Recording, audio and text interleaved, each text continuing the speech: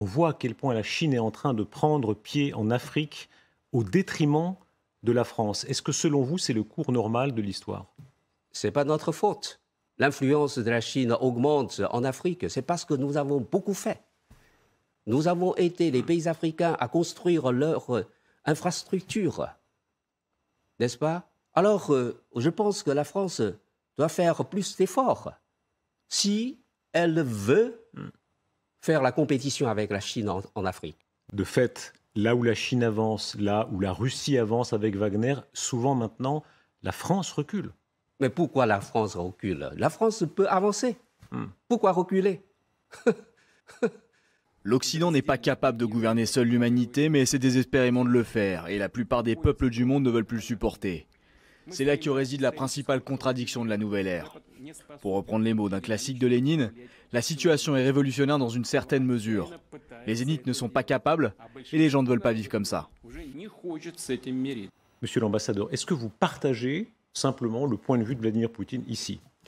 Nous sommes pour la construction d'un nouvel ordre mondial qui est, comment dire, multipolaire. Oui. Nous préconisons que les affaires internationales doivent être gérées par tous les pays du monde. Oui, c'est ce que préconise le président Xi Jinping dans son rapport au 20e congrès. Vous achetez aussi le gaz, mais maintenant, malheureusement, vous ne pouvez plus acheter parce que les deux gazoducs Nord Stream a été dynamité. Mais par qui? Est-ce que vous condamnez le coupable? Qui est le coupable selon vous? Selon vous, qui est coupable? Je sais pas. Je ne vois pas que les pays occidentaux condamnent le coupable. Encore faudrait-il le trouver. Pour l'instant, il n'y a aucune preuve sur qui a. Mais tout le monde connaît la raison, n'est-ce pas? Vous connaissez bien. C'est-à-dire, d'après vous? Non, je vous pose la question. Oui, vous connaissez. C'est pas la peine de vous dire encore. Vous voulez dire que ce sont les Occidentaux qui l'ont fait? Ou les Américains? Vous connaissez? Je vous pose la question. Bien sûr, vous connaissez. Je crois avoir vu une caricature de l'ambassade de Chine que vous avez tweetée. Ah non, sincèrement, il n'y a aucune preuve de personne. Toutes les hypothèses existent, mais y compris d'ailleurs les Américains, ça fait partie des hypothèses que nous avons évoquées ici même, mais aucune preuve n'existe. Vous avez tweeté, dites-moi si je me trompe, en général, une caricature qui accusait précisément les Américains. Quand il se passe quelque chose dans le contexte du conflit russo-ukrainien, les pays occidentaux accusent toujours en premier temps, la Russie. Mais cette fois-ci, vous n'accusez pas, vous ne condamnez pas la Russie. Il faut que les Occidentaux changent de leur comportement vis-à-vis des pays en développement. En quel sens?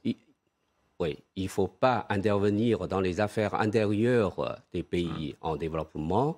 Il faut respecter la voie de développement choisie par ces pays en développement. Même si ce ne sont pas des démocraties.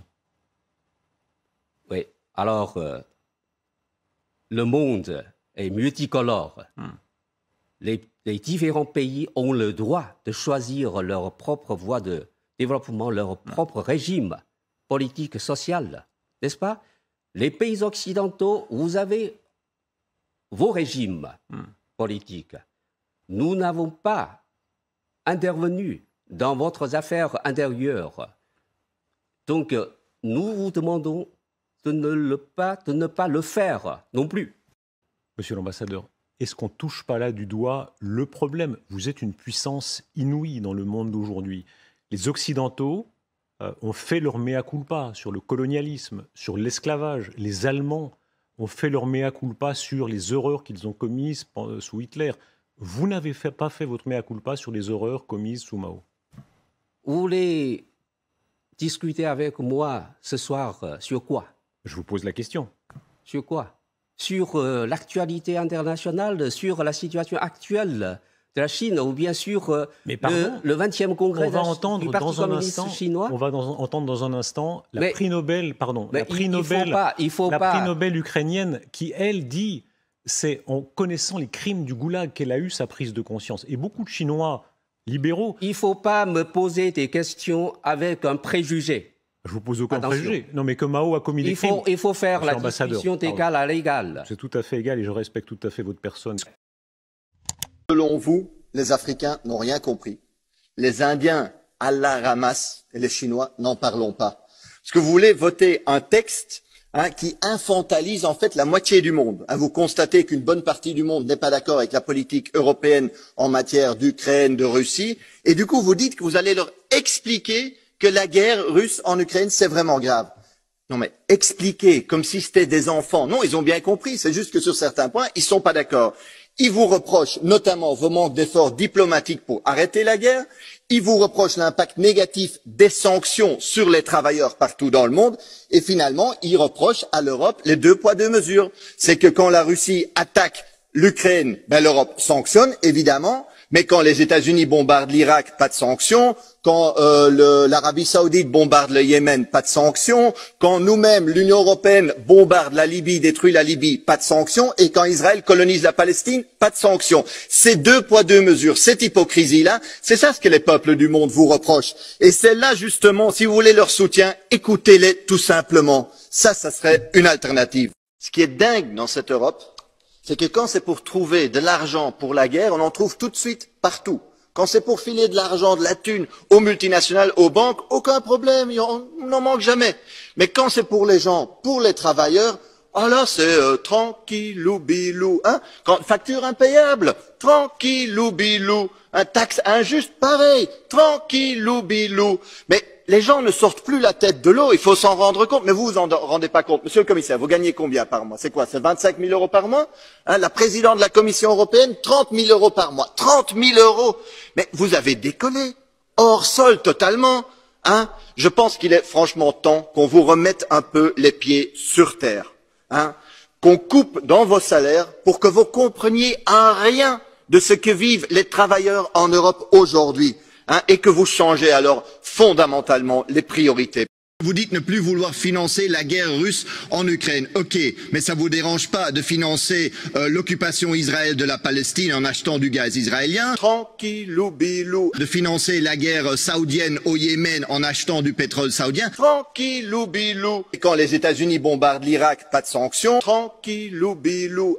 Et quand Israël colonise la Palestine? Tranquillou bilou. Ces 2 poids 2 mesures, cette hypocrisie-là, c'est ça ce que les peuples du monde vous reprochent. Et c'est là justement, si vous voulez leur soutien, écoutez-les tout simplement. Tranquillou bilou. Ce que dit par exemple le journal Le Monde, qui a fait une enquête très complète qui montre que le taux d'emprisonnement dans ces minorités est supérieur même à ce qui avait lieu sous la période stalinienne, ce qui est évidemment accablant pour vous. Comment ils ont fait cette enquête? On va en parler. Comment ils ont fait cette enquête? Ils ont le monde... amené quelques soi-disant témoins. 6 ou 8 personnes, une dizaine de personnes.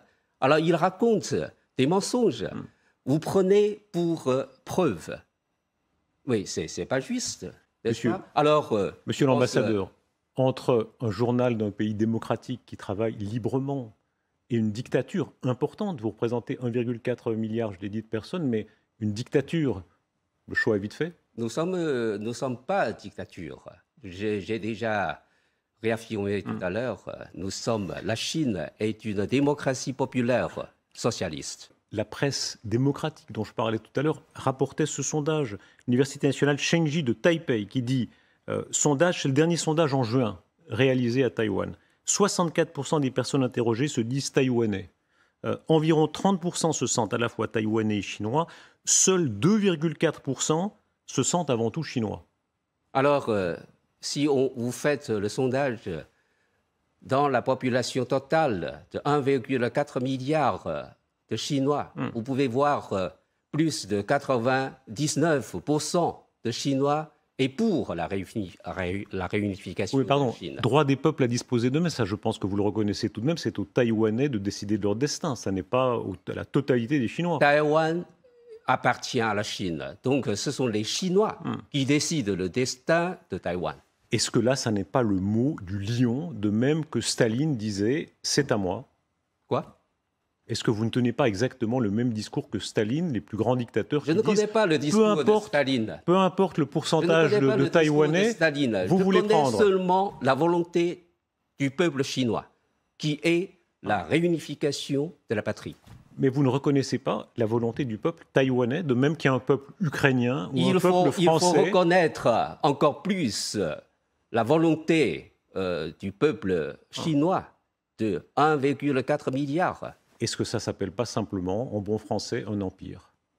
C'est pas un empire. Ah oui, quand on dit, pardon, est une république. Quand on dit que c'est l'empire qui décide pour sa province, ça s'appelle un empire. Il y en a eu d'autres, les Occidentaux ont eu des empires aussi, ça je vous le concède volontiers. C'est votre logique occidentale. C'est votre logique occidentale. Ou pardon, colonisation. Dans la civilisation chinoise, il n'y a pas cette logique empire. Alors pour nous, c'est le peuple qui décide le destin du pays. Le peuple, la oui, mais souveraineté non. Le peuple de Taïwan, pas le peuple de Chine. Ça n'est pas aux Chinois de dire, de mettre leur griffe sur un pays indépendant. Vous vous trompez. Parce que Taïwan appartient à la Chine. Donc le peuple... Mais appartient, pardon, ça n'est pas une assemblée de copropriétaires. Il ne s'agit pas d'un appartement, monsieur l'ambassadeur. Il s'agit d'un peuple libre. Le peuple chinois est libre. N'est-ce pas? Oui, mais il n'est pas libre de décider pour les autres. Le peuple chinois est libre de décider son destin, le destin du pays. Monsieur l'ambassadeur, regardons-les. Les Américains sont loin devant, ça, on peut vous le concéder volontiers. Mais la Chine fait monter son budget militaire de manière tellement impressionnante. Quand on est à bientôt 300 milliards de dollars, l'histoire montre que quand on s'arme à ce point, c'est qu'on a un but. Où est le problème? Je ne vous dis pas que c'est un problème. Je ne vous dis pas que c'est un problème. Chine je vous demande avoir la capacité, les moyens de nous défendre. C'est votre droit le plus strict. Mais... Oui. Alors, la Chine a une population de 1,4 milliard. Combien de personnes aux États-Unis? Nous sommes 4 fois la population des États-Unis, mais les dépenses militaires des États-Unis est 3 fois les dépenses de la Chine. Avec des organisations de censure, avec des arrestations d'opposants. À Hong Kong. Mais les arrestations, ce sont, comment dire, ces personnes-là ont enfreint la loi à Hong Kong. La loi politique. La loi juridique. Vous êtes l'incarnation de cette nouvelle génération de diplomates très offensifs, certains diront très agressifs. Vous vous intitulez vous-même les loups guerriers, c'est ça? Oui, vous m'appelez les loups guerriers, non, c'est pas moi. Je me rappelle très bien des interviews où vous-même vous dites, je crois que c'est un film très connu des années 70, c'est ça? C'est un retournement de stigmate. Oui. Les loups guerriers, c'était ça, c'était ce film-là, n'est-ce pas? Et c'est ainsi qu'on surnomme un certain nombre de diplomates chinois qui osent être très offensifs. C'est pas intéressant, hein? Ouais. Si vous utilisez toujours ces allégations pour, comment dire, pour me discréditer? Non, il n'y a pas du tout de discrédit, pardon.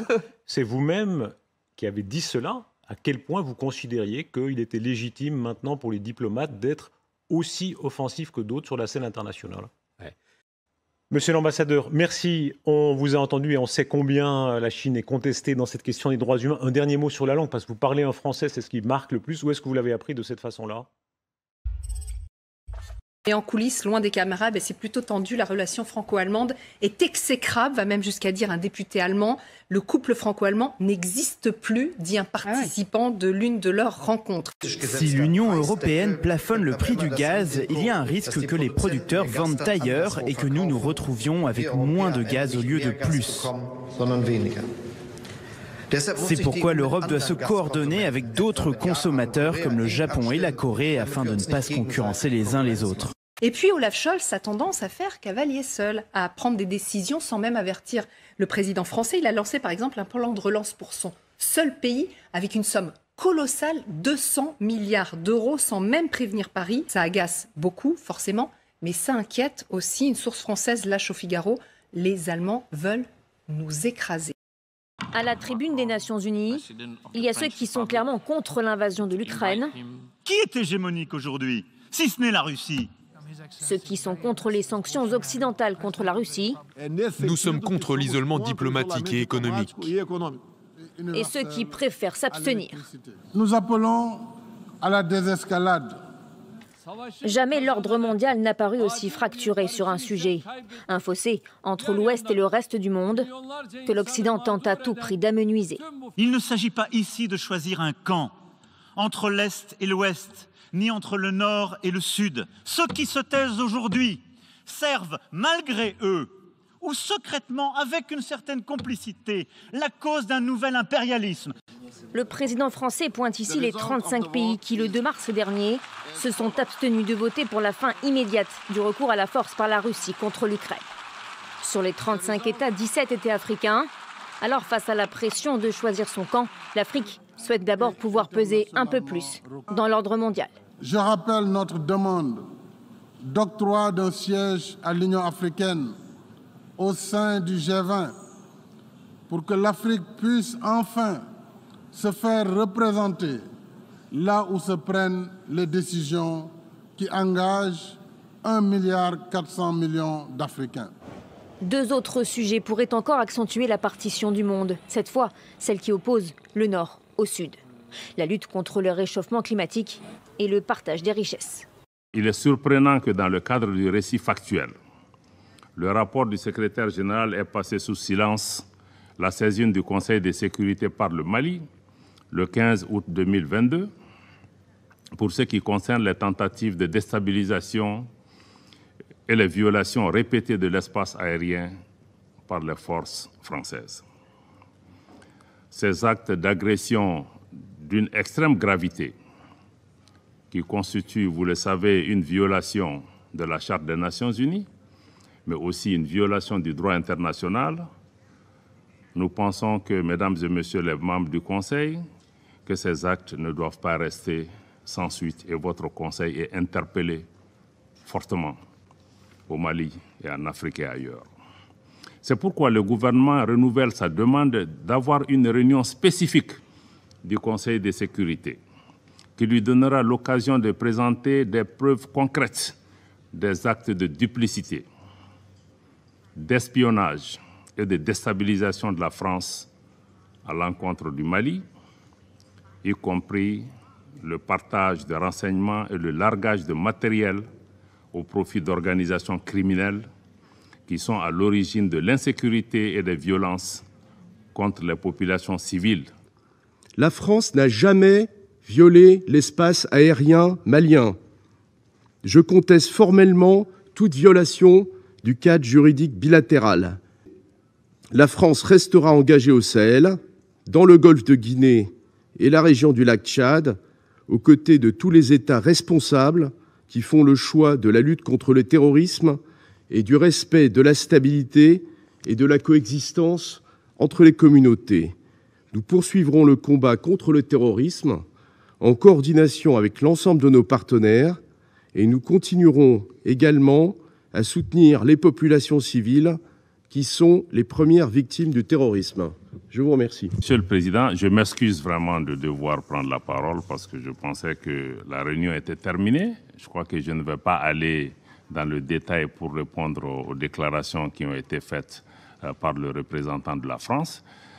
Mais je crois que sa prise de parole justifie encore une fois la session que le Mali a demandée pour pouvoir présenter ces éléments. Parce que nous n'avons pas eu l'occasion de pouvoir présenter ces éléments.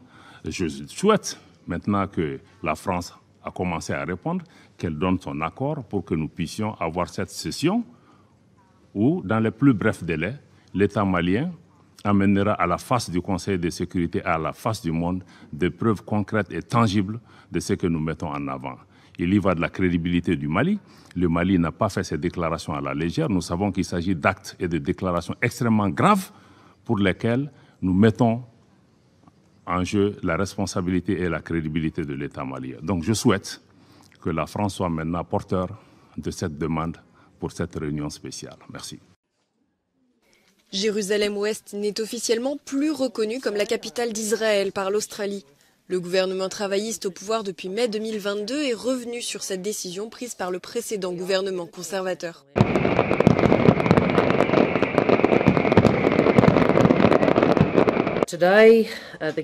Aujourd'hui, le gouvernement a réaffirmé la précédente et ancienne position de l'Australie concernant le statut de Jérusalem, un statut qui devrait être clarifié dans le cadre de toute négociation de paix entre Israël et les Palestiniens.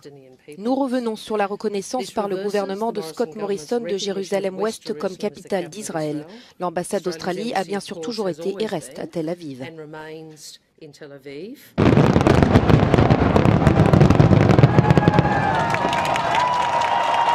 Israël a déclenché cette confrontation armée, que le djihad islamique a absolument essayé de l'éviter, puisque le djihad islamique n'a pas répondu à l'arrestation de son leader le 1er août à Jénine. Israël parle de tir de roquettes.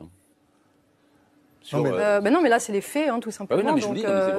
N'a pas répondu à l'arrestation et qu'Israël a ensuite assassiné un leader du djihad islamique pour pousser le djihad islamique à la confrontation. Donc le djihad islamique l'a retenu et l'a refusé le plus possible. Après, il a été contraint et poussé à évidemment participer à cet affrontement puisque son leader politique était ensuite assassiné. Mais vous posez une question intéressante qui est la différence entre ce qu'on voit là, donc ces derniers événements qui sont, à mon avis, c'est fondamental d'essayer de poser des termes justes ce qui est en train de se passer. Et le terme guerre n'est évidemment pas du tout approprié, parce que c'est encore une fois une pure propagande israélienne. Il faut absolument faire attention parce que sinon on se fait les relais de la propagande de l'armée israélienne. Donc il ne s'agit pas d'une guerre, il s'agit d'une réponse d'une faction palestinienne, en l'occurrence le djihad islamique, qui est agressé et qui doit répondre à cette agression. Et la différence avec peut-être les autres agressions précédentes sont nombreuses. Alors d'abord, il y a quand même un motif récurrent pour les Israéliens, c'est le contexte électoral, comme en 2009, 2012, 2021. Des élections approchent, c'est une routine en fait de bombarder des populations civiles à Gaza dans ce contexte. Et je termine, puisqu'il me semble qu'il y a quand même quelque chose d'assez nouveau, de relativement nouveau, c'est la coïncidence entre cette attaque et l'infiltration de 1500 colons sur l'esplanade des mosquées. Et là, c'est clairement une main tendue aux colons qui ne peut pas du tout être ignorée, il me semble. Je souhaite vraiment qu'exercer l'islam de France et que la réalité, notre avenir aura un honneur. D'accord, c'était une formule rituelle, mais bon, c'est pas grave. Merci infiniment. Hassan Chalgoumi, le journal à suivre. Ça n'a pas l'air trop grave, apparemment le cerveau n'est pas lésé. Je ne veux pas être méchant, mais il n'y avait pas grand-chose à léser. Qu'est-ce qu'on va lui donner comme traitement? Je voudrais pas l'abrutir un peu plus, il entrerait dans le livre des records. Imam Chalgoumi, mais je l'en veux pas pour ça. Il peut pas dire 2 phrases de suite en français sans se prendre les pieds dans le tapis, sans dire une connerie, sans faire rire. Oui, j'espère qu'on a le mur de Berlin et le mur de Berlin. À la fin, quand il cherche à se mettre, sa personnalité, il est où? Il est où? Est-ce qu'il est de Méditerranée? Est-ce qu'il appartient à telle catégorie de poissons? Est-ce qu'il est marocain? Est-ce qu'il est algérien? Est-ce qu'il est parisien? Il cherche et trouve des... Est-ce qu'il appartient à telle catégorie de poissons?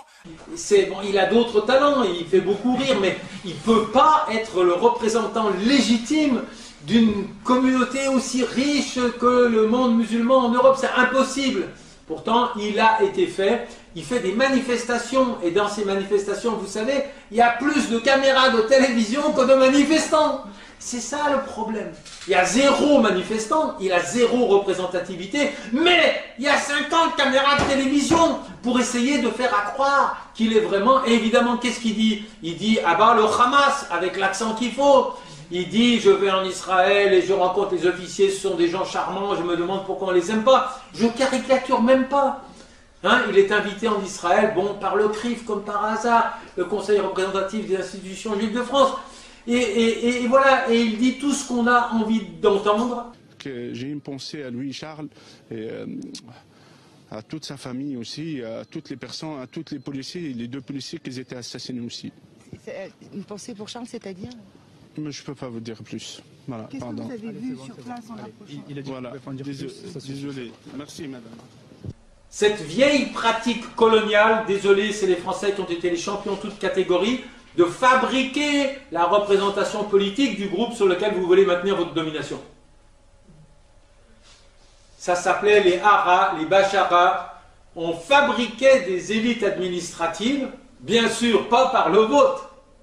Pas par le vote. On les fabriquait unilatéralement et on les décrétait représentants du groupe sur lequel on voulait garder le contrôle. La France continue à fonctionner comme ça.